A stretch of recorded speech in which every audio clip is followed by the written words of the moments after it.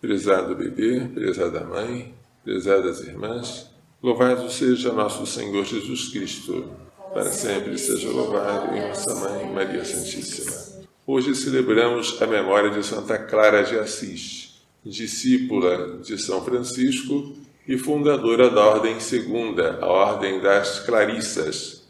Santa Clara tornou-se célebre quando repeliu a invasão dos sarracenos ao seu convento, mostrando-lhes o Santíssimo Sacramento em um ostensório. A primeira leitura de hoje é do profeta Ezequiel. Ezequiel está na Babilônia, mas os que estão na Babilônia, porque foram levados no ano 597 a.C., na primeira deportação, são um bando de rebeldes, assim diz o Senhor. Mesmo com esse primeiro castigo, eles não entendem a necessidade de conversão. Custam acreditar que este exílio vai durar muito.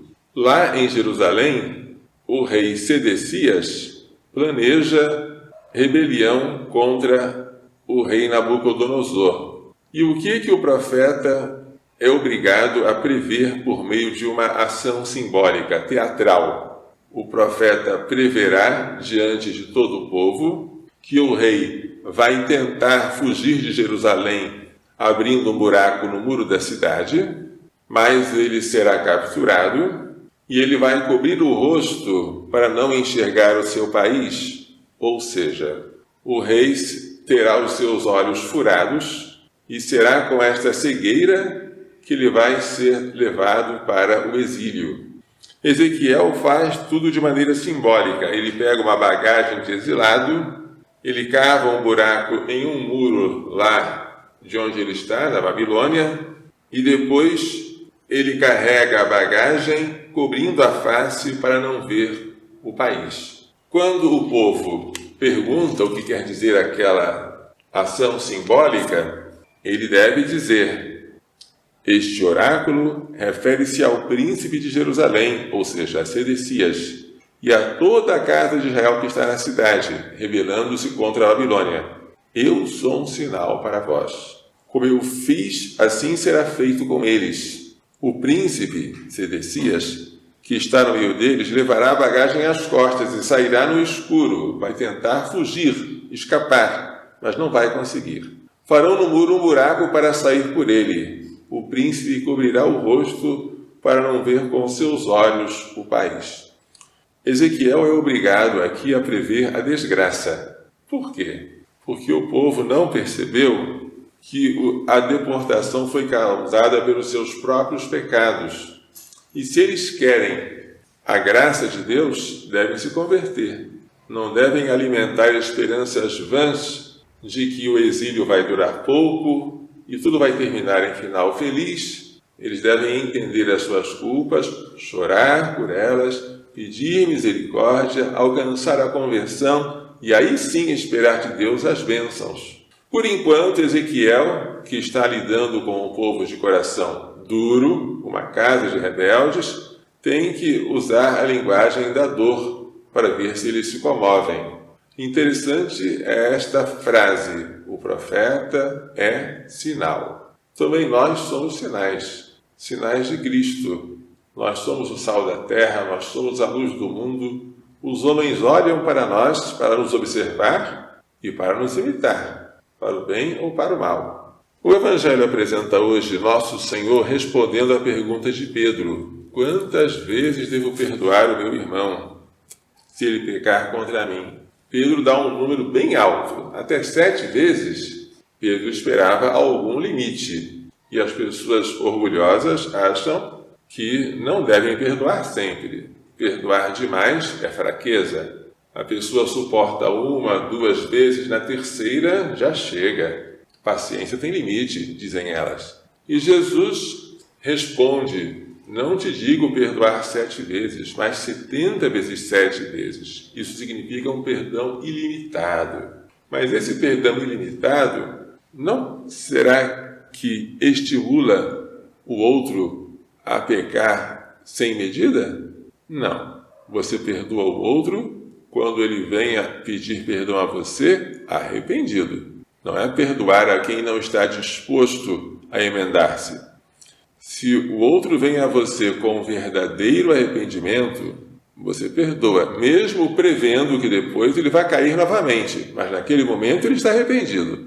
Se ele vier quantas vezes for com um sincero arrependimento, devemos perdoar, porque assim Deus faz conosco. E para comparar o perdão que Deus nos dá com o perdão que nós devemos dar ao próximo, Jesus contou a parábola de um homem que devia 10.000 talentos, ou seja, cerca de 174 toneladas de ouro, uma quantia exorbitante.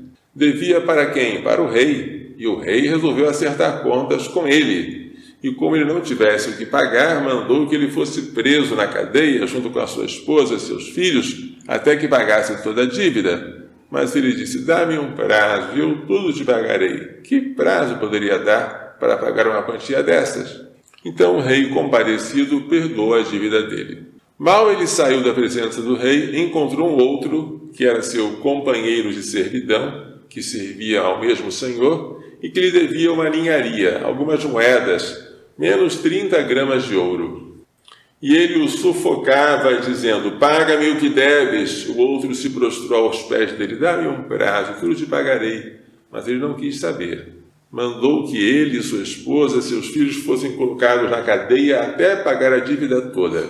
A notícia chegou aos ouvidos do rei, que foi chamar o empregado perverso. Eu te perdoei a dívida toda porque tu me pediste. Não devias ter compaixão do teu irmão quando eu tive compaixão de ti? Então o Senhor mandou entregar aquele empregado aos torturadores até que ele pagasse toda a sua dívida. E eu pergunto: quanto tempo demora para pagar uma dívida? Um tempo infinito. Se Deus quiser nos tratar com estrita justiça, nós estamos condenados ao inferno. É assim que meu Pai Celeste vos tratará. A ameaça é grave, hein? Se cada um não perdoar de coração o seu irmão.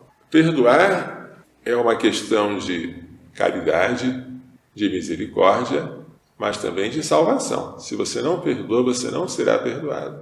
O perdão que Jesus deu aos seus algozes, pedindo ao Pai que os perdoassem porque não sabiam o que faziam, é um modelo de perdão para nós também. A falta de perdão indica um coração duro, orgulhoso, e os orgulhosos não herdarão o reino dos céus. Deus sempre é misericordioso, mas quando Ele nos perdoa, Ele tem ocasião de mostrar como a misericórdia dele é grande. Assim também nós não percamos a ocasião de manifestar a nossa misericórdia aos outros, por maior que tenha sido o pecado e por mais numerosos que tenham sido os pecados.